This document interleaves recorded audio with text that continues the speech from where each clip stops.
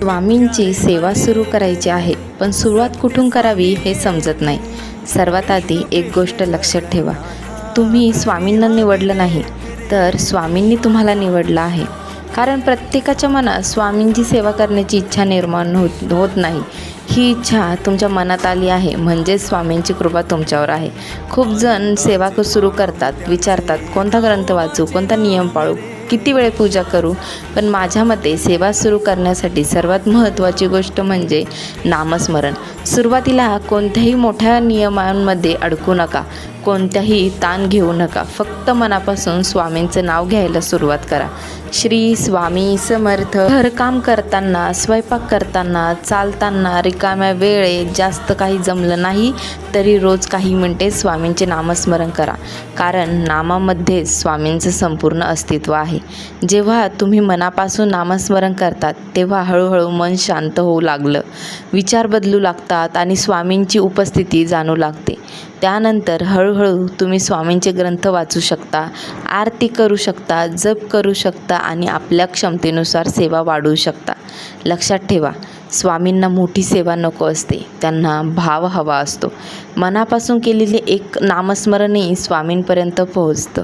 म्हणूनच आजपासून एकच संकल्प करा, स्वामी मला तुमच्या सेवेत कायम ठेवा आणि तुमचं नाम माझ्या ओठांवर कायम राहू द्या. बाकी सर्व मार्ग स्वामी स्वतः दाखवतील.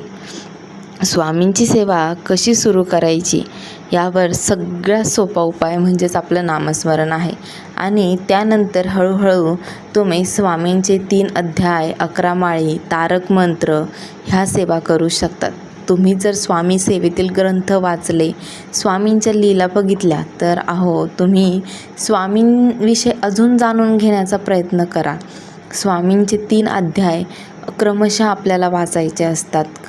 पहिल्या दिवशी 1, 2, 3, दुसऱ्या दिवशी 4, 5, 6 असे क्रमशः वाचन करून 1 ते 21 अध्यायाची पोथी आपल्याला पूर्ण करायची असते. ही स्वामीचरित्र सारामृत जे आहे ना, तर तो असा ग्रंथ आहे जो महाराजांना अनन्यभावे शरण जाईल. योगक्षेम महाराज त्याचा चालवतील, एवढी सुंदर ती पोथी आहे. आणि महाराजांनी अक्कलकोटमध्ये सगुण रूपात असताना काय काय लीला केल्या ह्या तुम्हाला त्या ग्रंथात कळेल. आणि वाचायलाही जास्त वेळ लागत नाही. पण वाचन हे घाईचं नको, पूर्ण श्रद्धेचं हवं. जेव्हा तुम्ही तो ग्रंथ मनापासून वाचाल तेव्हा स्वामी तुम्हाला वाचवेल, हा स्वामींचा शब्द आहे. म्हणून महाराजांची सेवा करायला सुरुवात करा आणि अनुभव घेऊन बघा. महाराज एवढं देतील ना की तुम्ही खूप दिलं एवढं म्हणाल. श्री स्वामी समर्थ.